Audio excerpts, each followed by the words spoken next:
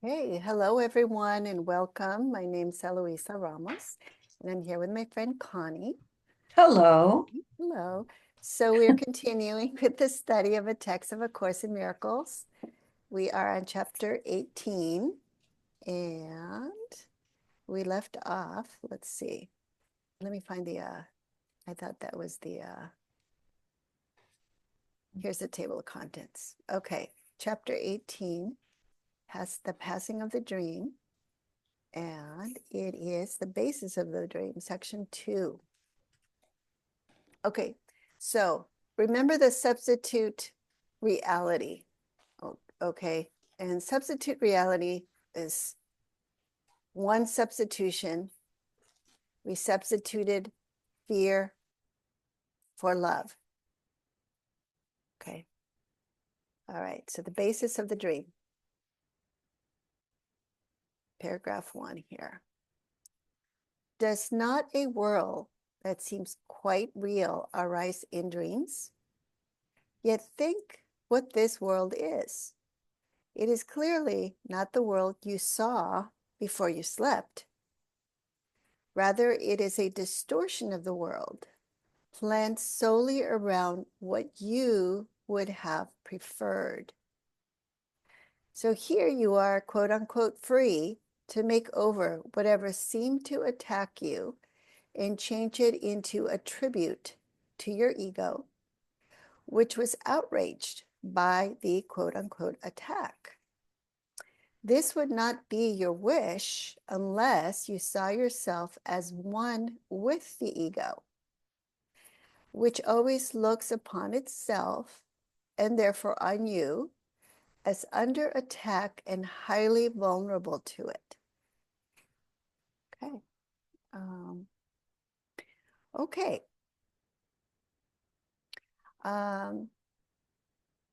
Okay. So the world that we see with the body's eyes seems quite real to us, but this first line is saying, okay, does that not happen in our dreams, right? When we're dreaming, we can't tell that we're dreaming, okay, because we're asleep and what we're dreaming seems quite real, because we're not able to, well, we don't have, that's a really good point,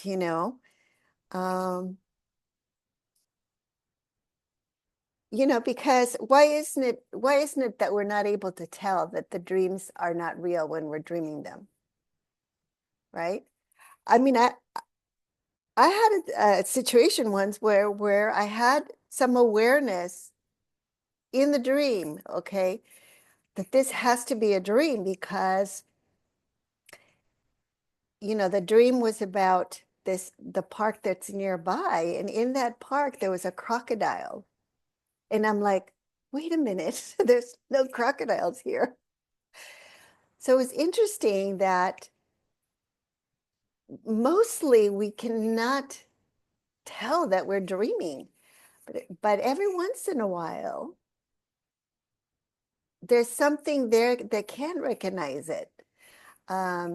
So, okay, yet think what this world is. It is clearly not the world you saw before you slept. That's true. I mean, yeah, obviously, before I slept, I had an idea of what I saw in the world, physical world.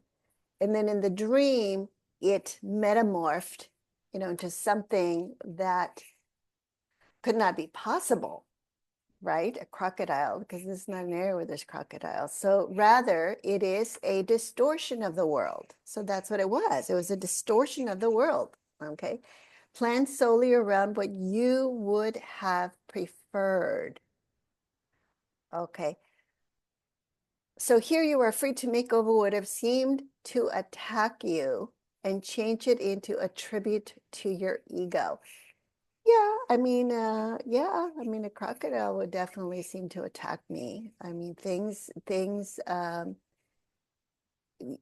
which was, so the ego was outraged by the attack. So when we think of attack, okay, we feel weak and vulnerable, right? And so, yeah, that's why this is Well, I have a no, question. So yeah. what the previous line then? So what was it that seemed to attack us? Well, it would have been something during the experience. So remember that the dreams that come through at night are, it's how we're trying to process what seemed to happen to us during the day, right? Okay, I thought this was talking about like the original where we just fell into the dream. It is, but it's using a metaphor to Mhm. explain that. Okay. Okay, so it's taking the metaphor of what occurs when we fall asleep and dream Okay. in Yeah. time as a physical world. Hmm. And it's using that experience to help us understand that the experience in the physical world is really just the dream that we're having at night.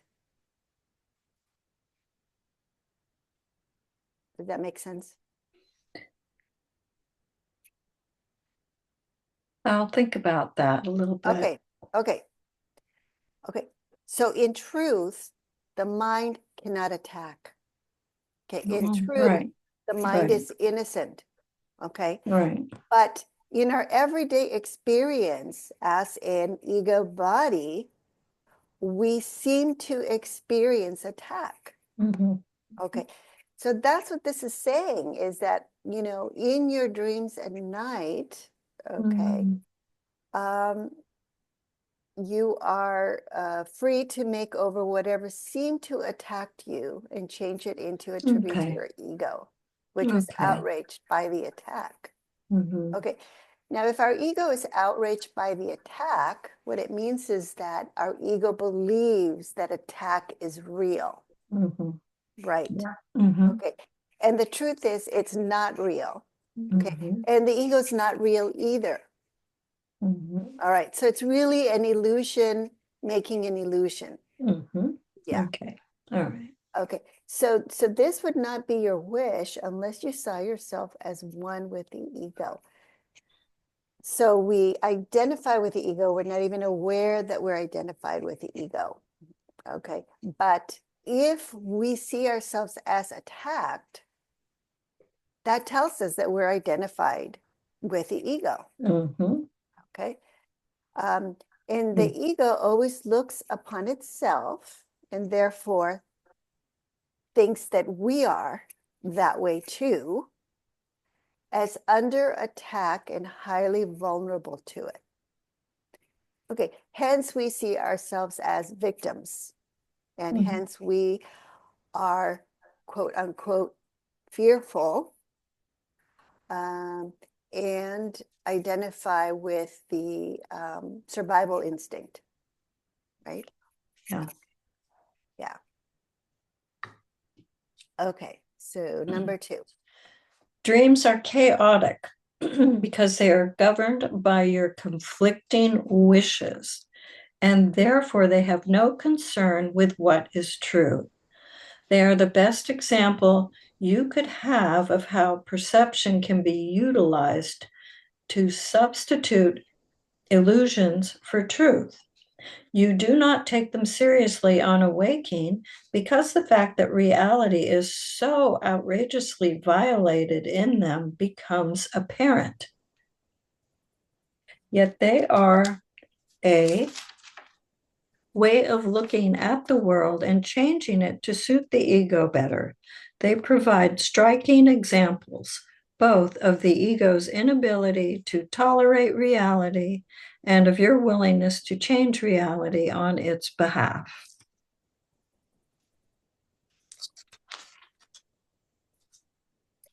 Yeah, so basically they're fantasies, right? Okay, and so what this is saying is, okay, what we experience or seem to experience as an ego body, we call reality. But that's actually a dream. So it's actually a fantasy.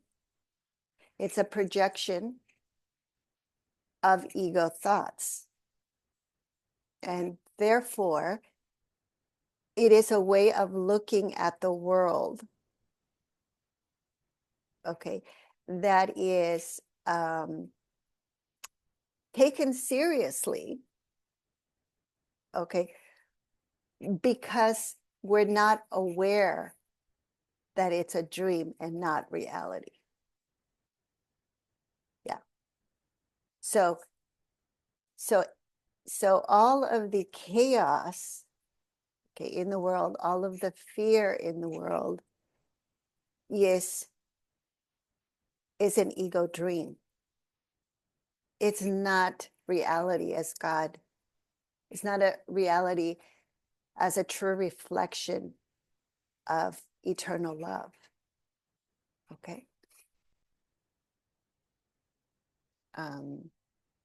Yes. So the ego is unable to tolerate reality. Okay.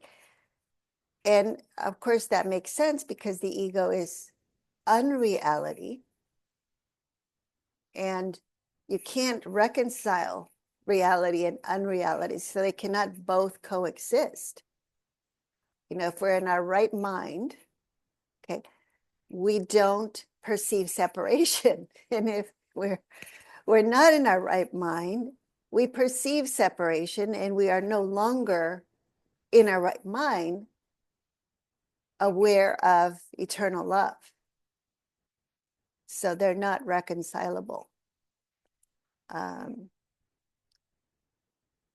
that's what the first line says, is that dreams are chaotic because they are governed by your conflicting wishes.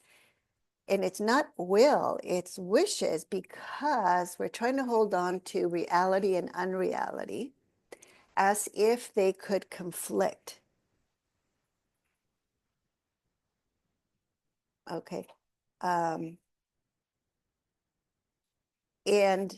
they have no concern with what is true, because what is true has no opposite and therefore cannot conflict and therefore cannot attack.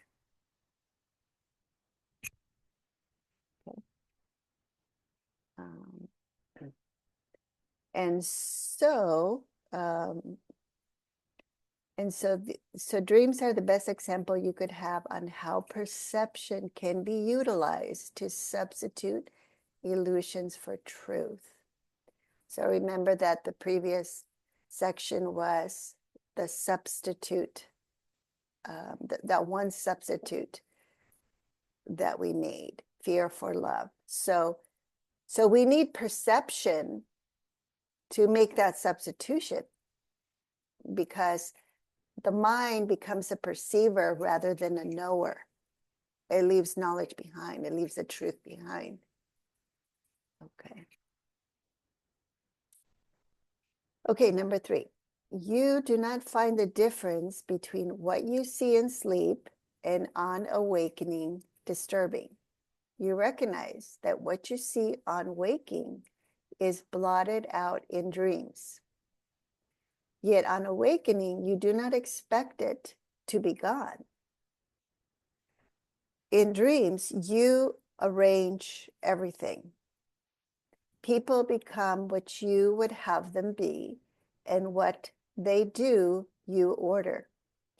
No limits on substitution are laid upon you. For a time, it seems as if the world were given you to make it what you wish. You do not realize you are attacking it, trying to triumph over it and make it serve you. Okay.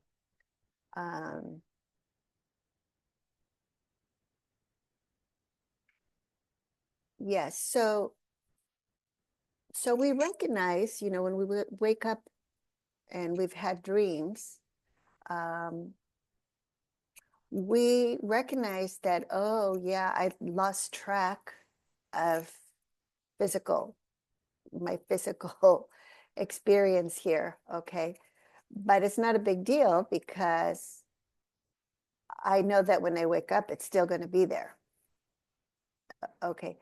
So, um, so that's why we do not find the difference between what you see in sleep and unawaking disturbing. Okay. So we know the difference. We know that the dreams we had last night were not real. And then we think, oh, well, now I'm awake. And those were dreams and they're not real. And this is what quote unquote reality is. Okay, so for that reason, we're not disturbed by those dreams because we're not confused about it. Okay. Okay, so it's the same thing with perception and knowledge, because knowledge is absolute truth and it never changes. So when the mind awakens, it is not disturbed at all by anything that it perceives with the body's eyes, because it recognizes it's a dream. None of it is real. So the awakened being, okay, can, it's almost like lucid dreaming, you could say, where the awakened mind is aware that it is dreaming and does not take any of it seriously. Does that make sense? Yeah. So, because the truth is the truth, so the awakened mind remembers the truth. Okay. Most of us are sleeping. Our mind is still sleeping. We're not aware of the truth. So we're here to remember the truth, to wake up. So, yeah, you have a question? Well, it is a bit challenging. Like, say, I'm completely feeling in the present moment, but I don't consider that that is reality. I mean, it does, and that I had been dreaming.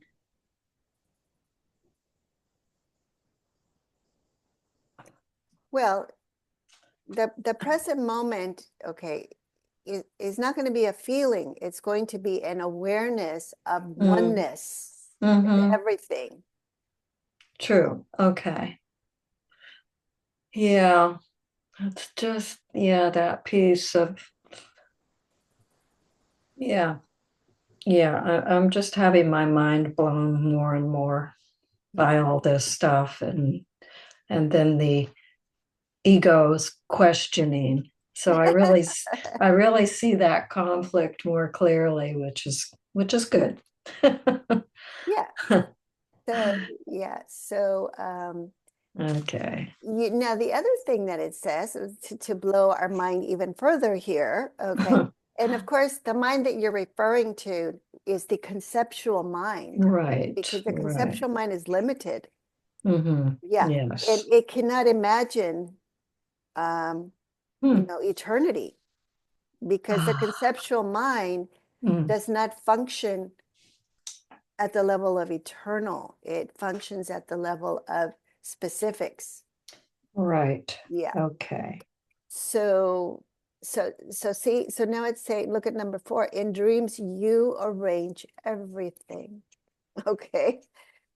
So our Mm. experience here as an ego body, okay, is not a coincidence. We're not an effect. We're not a victim of our environment. We're not a victim of situation.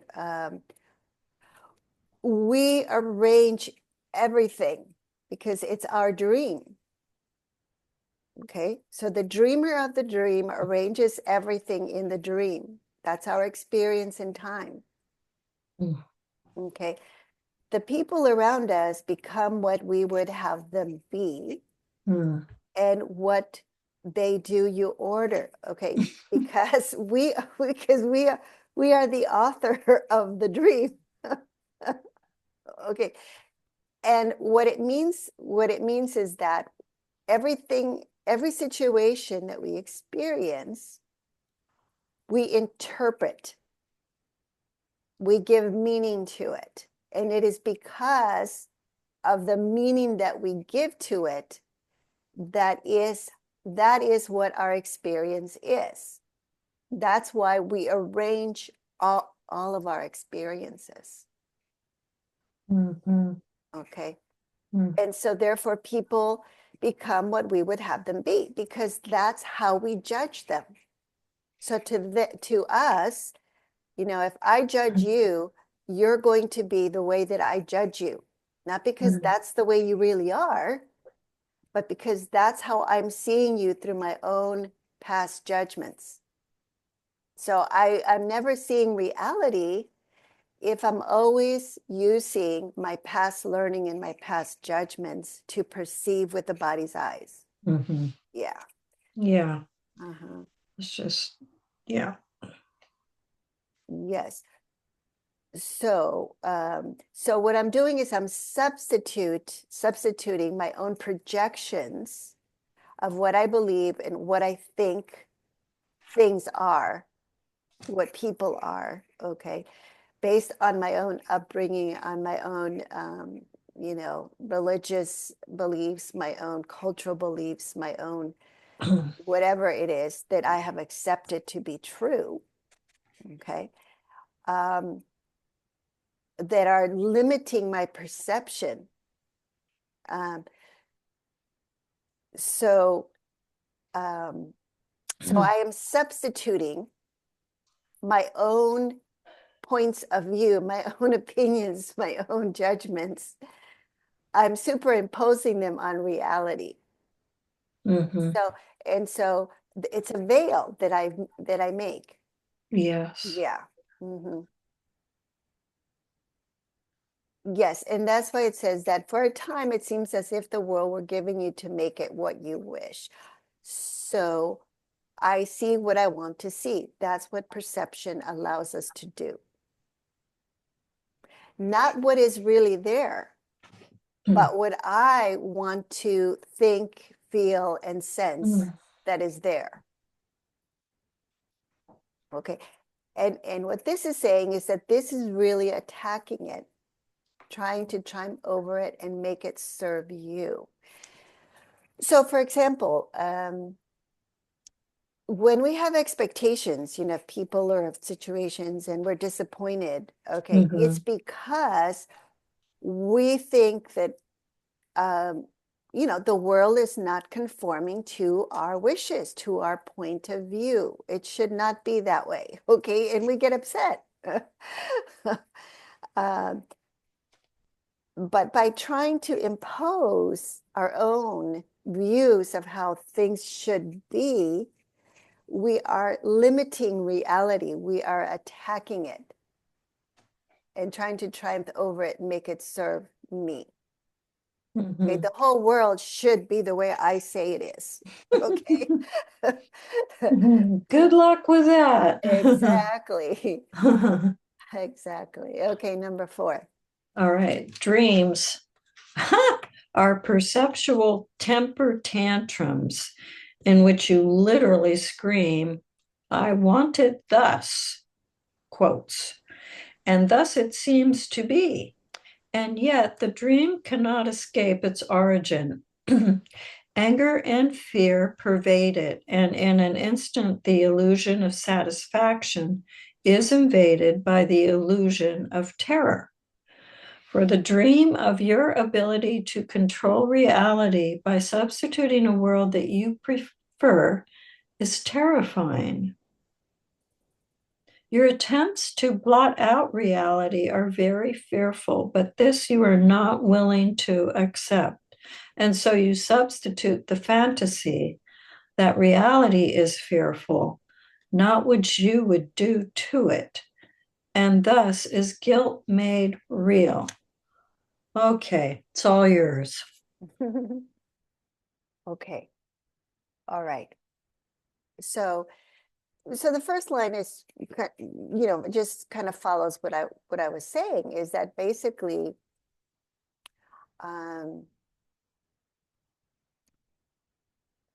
let's see.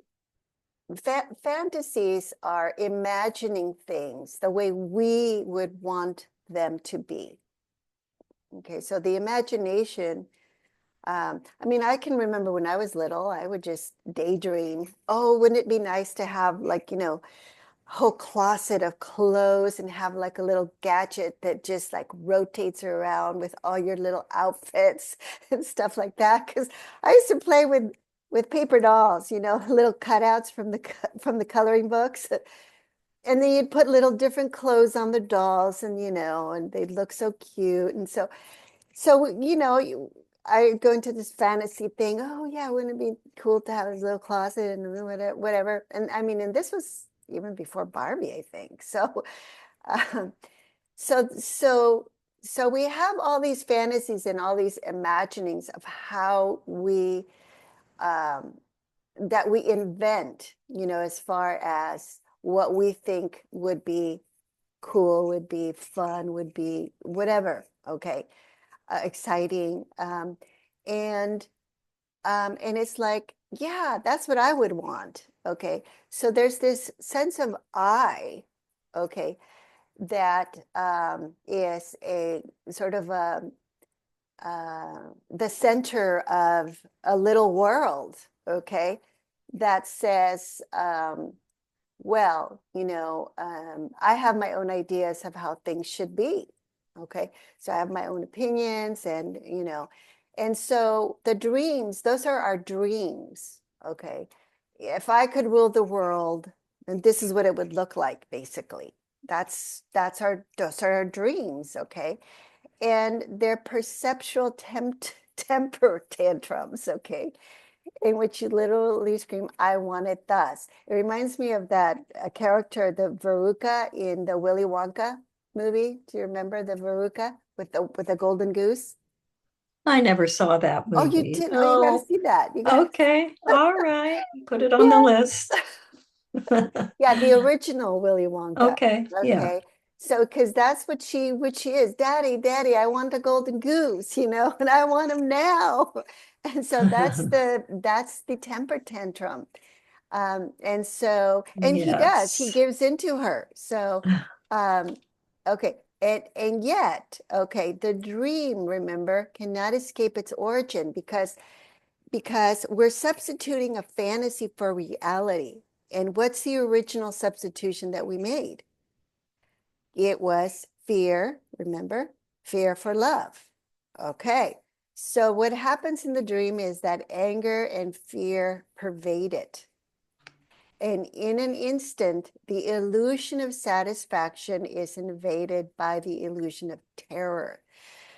So, you know, it's not unusual sometimes that, you know, at night we'll have a dream, but then all of a sudden it turns into like a nightmare, Mm-hmm. you know? Mm-hmm. And Mm-hmm. so that's what this is saying. Okay, Mm-hmm. for the dream of your ability to control reality by substituting a world that you prefer is terrifying.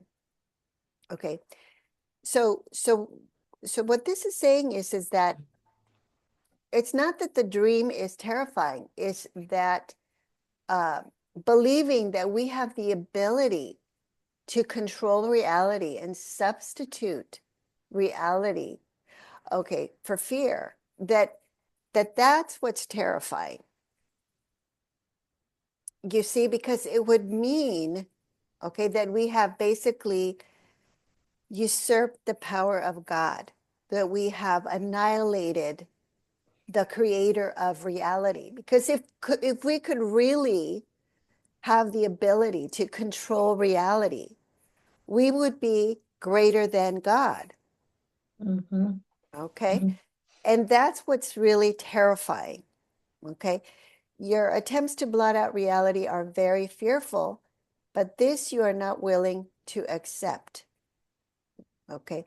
And so you substitute the fantasy that reality is fearful, not what you would do to it. And thus is guilt made real. Okay. Okay. Okay. So when we substitute fantasy for reality, Okay, that's what's fearful, because implied in that is the idea that fantasy and reality are in conflict, that one can win over the other. Because remember that substitution is a decision of one over the other, hey, I don't want reality. So by substituting fantasy for reality, I am making a decision of value. Okay, I am valuing fantasy more than reality. Okay, and so by doing that, you could say that I am betraying reality. I am attacking reality. Okay, and that's why guilt is made real, because I actually believe that I can do that to what God has created. I believe that I can substitute and give more value to what is not real, and therefore attack reality, because I'm believing that they're actually on equal footing. You see that? And I can pick one over the other and value one more than the other. And none of that is true. Okay. But I believe it is. And because in order to believe that separation is real, okay, and that I'm separate from God, I have to buy into this idea that I can actually accomplish this substitution. And if I have accomplished the substitution, then I am guilty of basically betraying or annihilating or usurping the power of God. Does that make sense? Yes. Okay. Yes. Okay. Okay. So I would then be afraid of God. Okay. Because I would be afraid of reality. I would be afraid of what I have basically desecrated by not valuing it and by valuing fantasy instead. Yes. Okay. All right. Number 5. That's you. Okay. Dreams show you that you have the power to make a world as you would have it be, and that because you want it, you see it.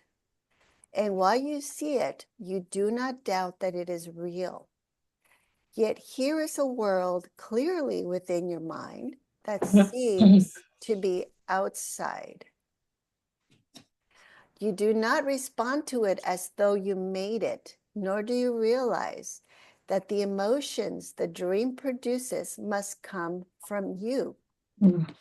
It is the figures in the dream and what they do that seem to make the dream.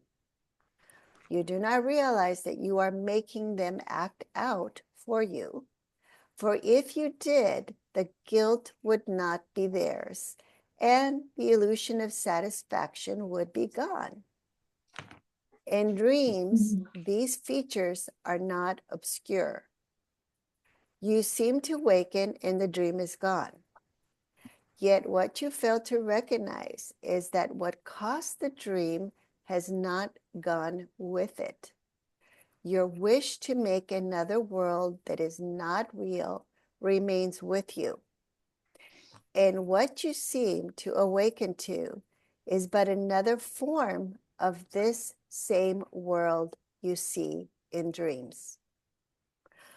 All your time is spent in dreaming. Your sleeping and your waking dreams have different forms, and that is all. Their content is the same. They are your protest against reality and your fixed and insane idea that you can change it. In your waking dreams, the special relationship has a special place. It is the means by which you try to make your sleeping dreams come true. From this, you do not waken. The special relationship is your determination to keep your hold on unreality. and to prevent yourself from waking. And while you see more value in sleeping than in waking, you will not let go of it. Mhm. Okay. Mhm. Okay. So did you see how that sort of clarified how it went from just talking about dreaming like at night and how it included the whole waking and sleeping dreaming as one dream? Yes, Yeah. I see what it's saying. Yeah. Yeah.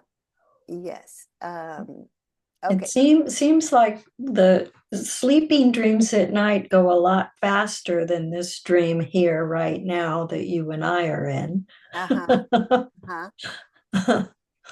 Yeah, because we have that contrast, right, of sleep and awake, of Hmm. day and night. We have that contrast. Hmm. Yes, but the waking dream just continues day to day, day to day, day to day. Yeah, kind of like a linear time. Um, yes. So this really kind of explains. Let's see.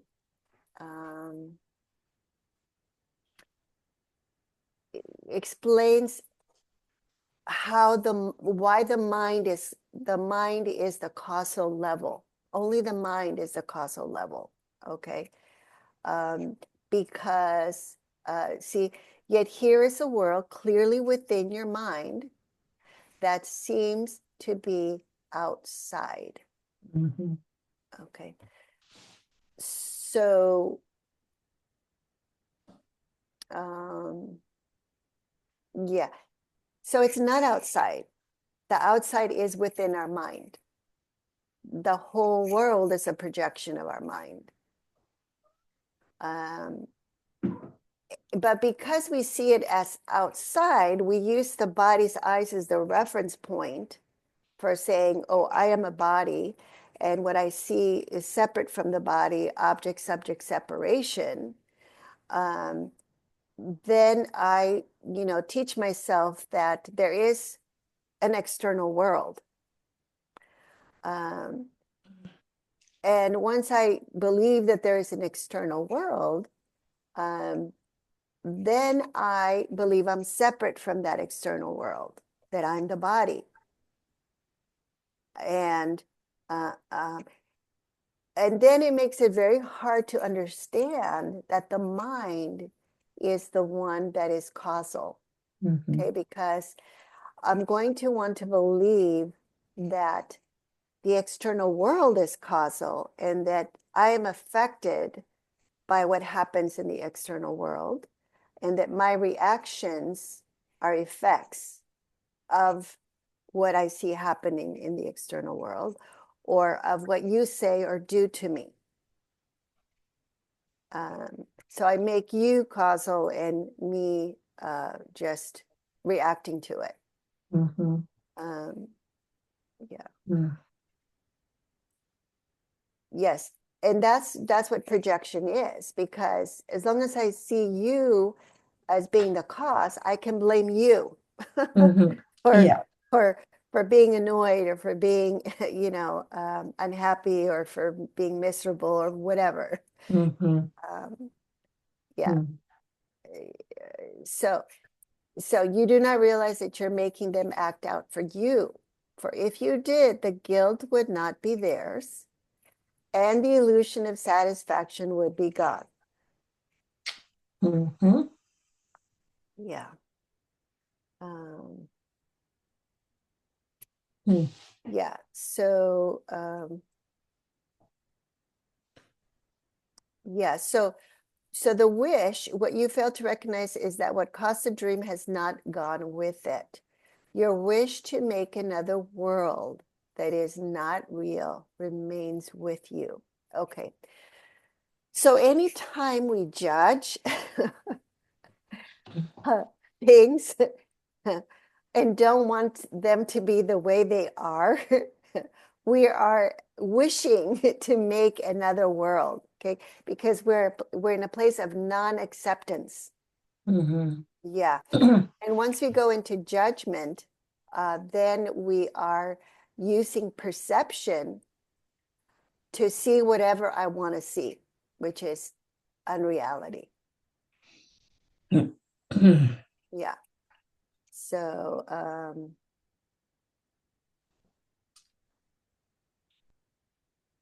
yeah. Okay. So, all right. All your time is spent in dreaming. That's what time is. It's Mm. okay, but the course says that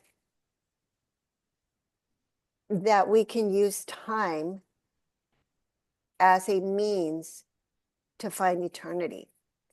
So it's about the purpose of time.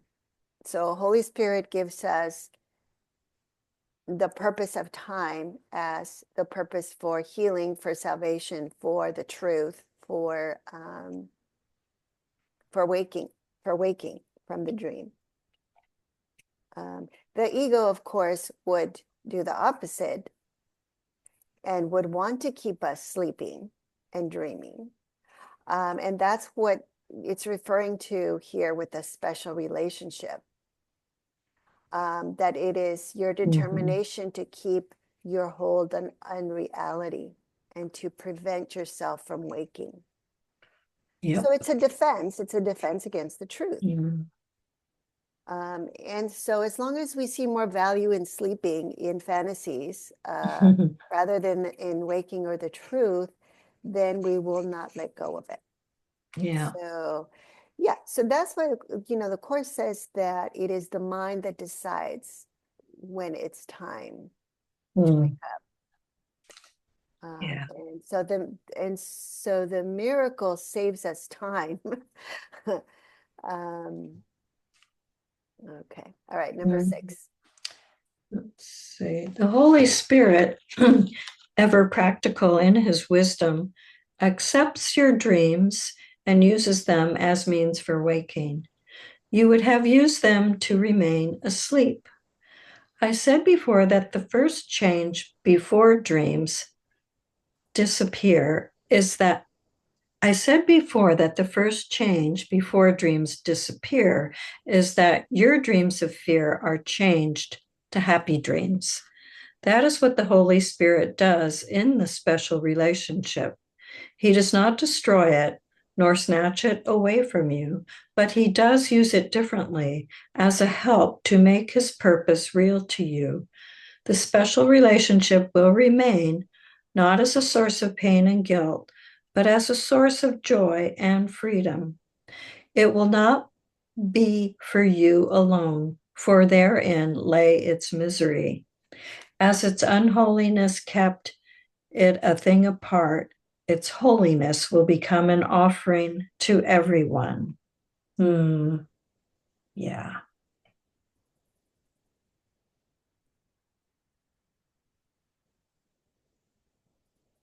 Okay. So, yeah, so the holiness is, is the recognition of oneness. So it becomes an offering to everyone because everyone is part of oneness. And so the Holy Spirit is our guide in undoing everything that we made as an ego. And it is primarily, let's see, the first change, okay, before dreams, is that your dreams of fear are changed to happy dreams. So it's the letting go of fear. It's the release of fear. That is the first change. Mm-hmm. Yeah. Because that was the first substitution, right? So that's why, there's such so that's why our only purpose is forgiveness, because forgiveness is an act of love. And so it is our willingness to remember love and let go of fear. When we practice forgiveness, we are literally saying, I choose love. rather than fear, Mm-hmm. right? So I'm reminded of today's lesson. God, somewhere in there was about God did not create fear, so it cannot be real. Yes, Yeah, that's really helpful. God did not create fear, and so it's just not real. It's not reality. exactly. Exactly. So it's part of the fantasy that we made because it's the belief that that we have the power to substitute fantasy for reality. Um, yeah. Okay. So, okay, number 7. Your special relationship will be a means for undoing guilt in everyone blessed through your holy relationship. It will be a happy dream and one which you will share with all who come within your sight. Through it, the blessing the Holy Spirit has laid upon it will be extended. Think not that he has forgotten anyone in the purpose he has given you, and think not that he has forgotten you to whom he gave the gift. He uses everyone who calls on him as a means for the salvation of everyone, and he will waken everyone through you who offered your relationship to him. If you but recognized his gratitude, or mine through his, for we are joined as in one purpose, being of one mind with him.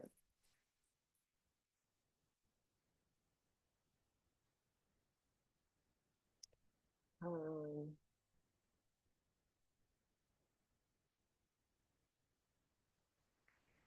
yes, so his gratitude or mine through his. So this is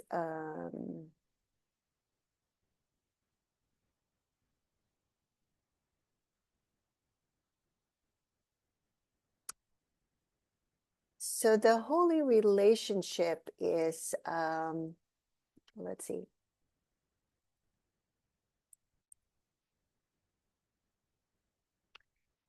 It's the means by which we recognize that the separation is not real, that we are all just the Christ mind, one Son of God. And so it's the end of projection. It's the undoing of guilt. So it's basically, let's see, the recognition of sameness, so that there's no perception of differences, so there's no point in judgment. There's another place where it talks about the little spark. Let's see. I think it's in chapter 10, the idols of sickness. And it's when we recognize that, the Holy Spirit, the light of truth, is within everyone. And so there is no difference between us. So there's no point in judging myself or comparing myself to you, and vice versa. So all of that is just laid aside.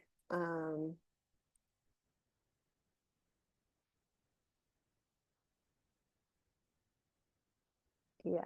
So, okay, number 8.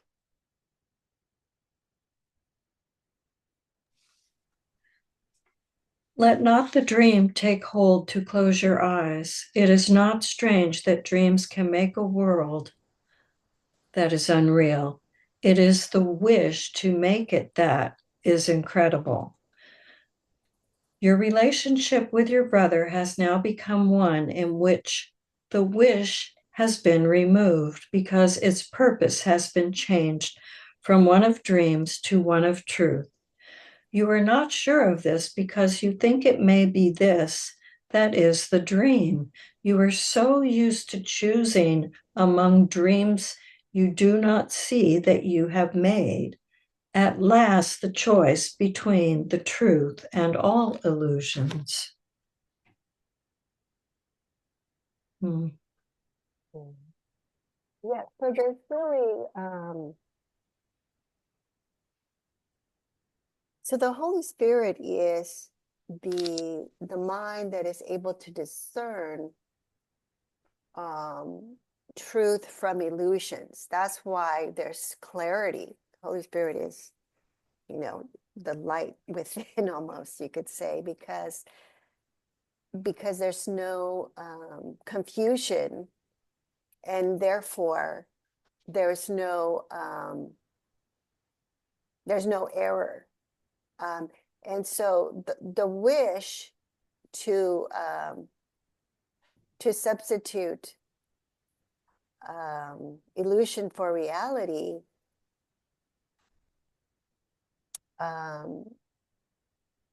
is also is also part of the fantasy. It's part of unreality, because wishing is not willing. So nothing really happens in truth. That's why the truth never changes. And that's why we call it a dream. So we have not done anything by wishing to make a world that is unreal. That's why we're not guilty of it.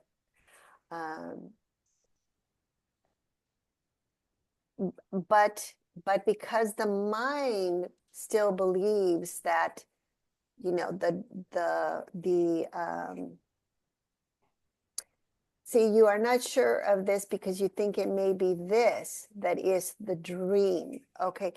So there we're still believing, we're still doubting. There's doubt there. Yeah. Yeah. So Hmm. there's still fear there. So we haven't completely released all the fear. Okay. It's Yeah. fear. Yeah. Yeah. Fear. Mm-hmm. Number 9. Okay. Go ahead. Now my turn. Okay. Yet heaven is sure. Mm. This is no dream. Its coming means that you have chosen truth, and it has come because you have been willing to let your special relationship meet its conditions. In your relationship, the Holy Spirit has gently laid the real world, the world of happy dreams, from which awakening is so easy and so natural. For as you're sleeping and your waking dreams represent the same wishes in your mind, so do the real world and the truth of heaven join in the will of God. The dream of waking is easily transferred to its reality. For this dream reflects your will joined with the will of God. And what this will would have accomplished has never not been done. Okay, so just like you were saying before in today's lesson, right? Nothing happens that is not the will of God. So everything that seems to happen that is not the will of God, okay, doesn't happen. It's an illusion. It's unreality. So that's line 8. Yeah. So the will, capital W, what this will would have us accomplish has never not been done. It has always been accomplished. Okay, because there was never a change in truth. We just think that there was a change because we took the belief in separation seriously and believed that it had actually could be accomplished, that we actually accomplished it as an ego. Yeah.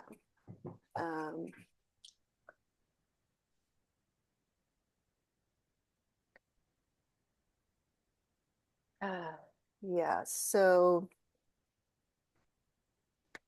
So the real world, the world of happy dreams, is the, let's see, is true perception. And from there, God takes the last step, which is a return to knowledge, which is mind awake, the truth of heaven. So the real world and the truth of heaven are, real world is a reflection of the truth of heaven. And they are the same or joined in the will of God. Mm. Yeah. Okay. Mhm. Okay. All right. So that is the basis of the dream. Mm. Mhm. Okay. So Cool. Alrighty.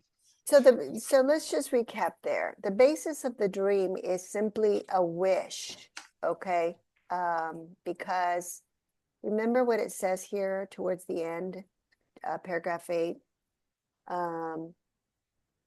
It is paragraph 2. It is not strange that dreams can make a world that is unreal. It is the wish to make it that is incredible. Okay. Okay. So the basis for the dream is simply a wish to make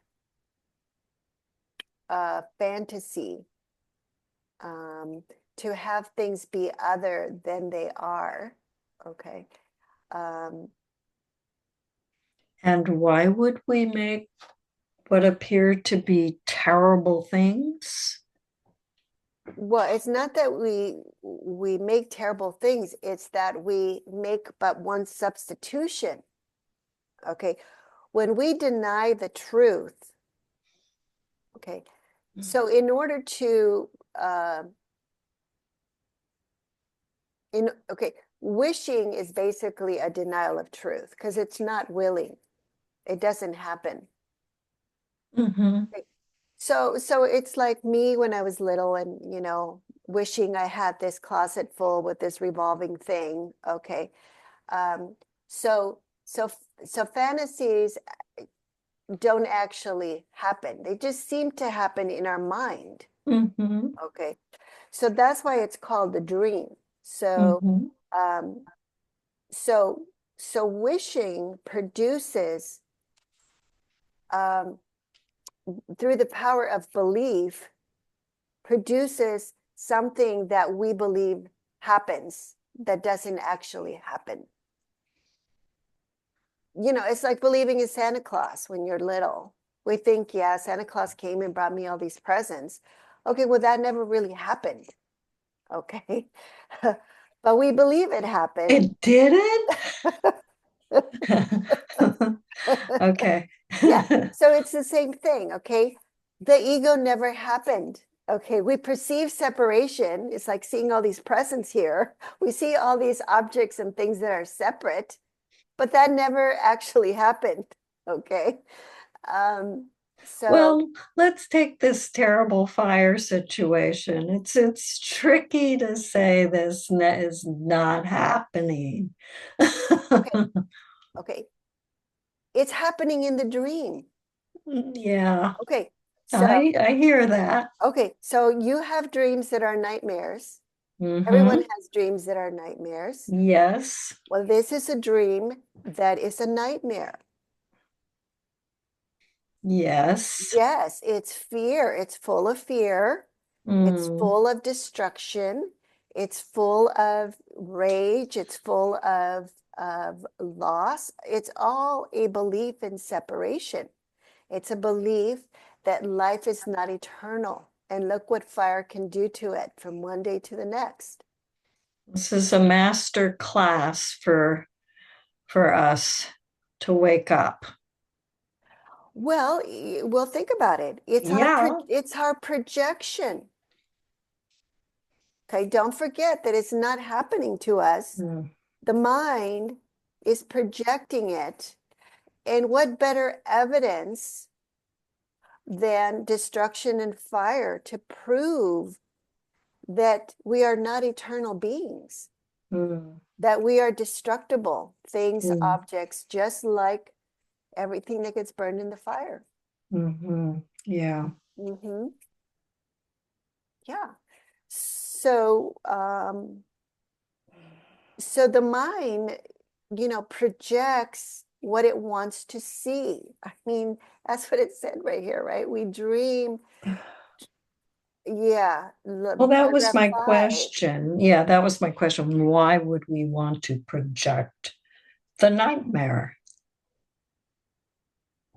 To wake up? Because, well, it can be used for that. Yes, we Yes, can it give it that can. purpose. We can definitely Yes. give it that purpose. The ego's not want to give it that purpose. There you go. Exactly. Yeah, yeah, yeah, yeah. Mhm. Okay. Yeah. Yeah. Yeah, that's the conflict there. Yeah. Uh-huh. Yes. So, Mm, yes. So destruction and generally injury, pain, any of that suffering is generally used by the ego to project guilt onto others. Who's to blame here? Who has to pay here? Either we're going to project it onto people, maybe it was the electrical wires again. Maybe it was an arsonist. Maybe so you're always looking for the culprit. Who are we going to blame for it? Who are we going to condemn? Okay, maybe you want to blame it on God. Maybe you want to say God is a punishing God, and this is what happens, to people who are sinners. I mean, you can turn the ego will turn it into a projection of guilt.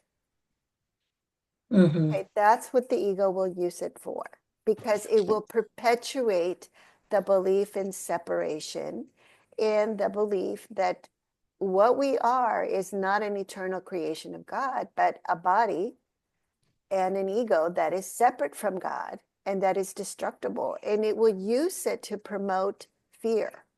Yeah.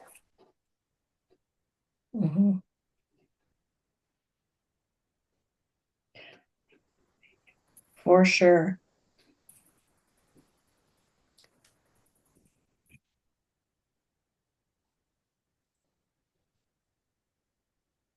Yeah, so remember what the Course says is that when the ego gets threatened, it becomes very vicious. So let's see, the fear intensifies, and it's it just that's what projection is. It just sees threat and evil everywhere, basically.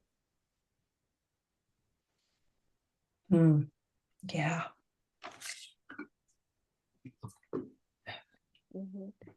Okay, and so again, we want to use it as an opportunity for forgiveness. Okay, because we want to be able to release the fear around it. And not add more fear to it. So we want to use it for whatever it is that it's bringing up. We want to look at that and forgive it, give it to the Holy Spirit for healing. Yes. Yeah.